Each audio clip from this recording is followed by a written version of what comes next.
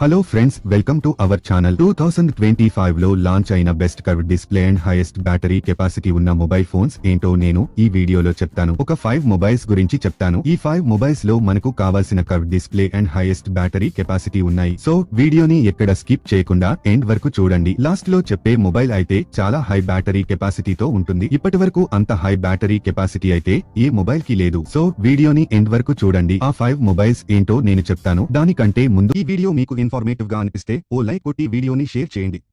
అలాగే next settings దేని గురించి కావాలో కామెంట్ చేయండి. ఇలాంటివి మరిన్ని తెలుసుకోవడానికి మా ఛానల్ ను సబ్స్క్రైబ్ చేయండి.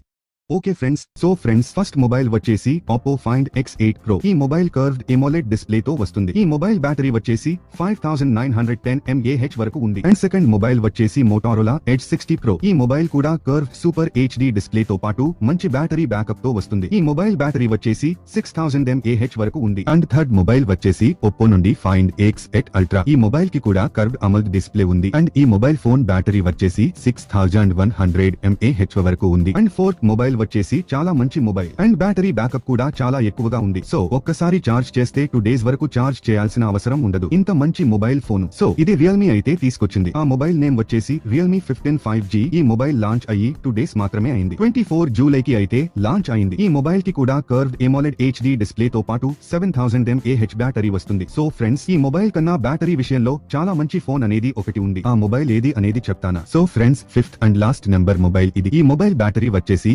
7300 mAh వరకు ఉంటుంది. అండ్ ఈ మొబైల్ కి కూడా కర్వ్డ్ డిస్ప్లే వస్తుంది. మొబైల్ నేమ్ వచ్చేసి Vivo T4 5G. So friends, ఈ 5 ఫోన్స్ లో మీరు ఏ ఫోన్ పర్చేస్ చేస్తారు కామెంట్ చేయండి.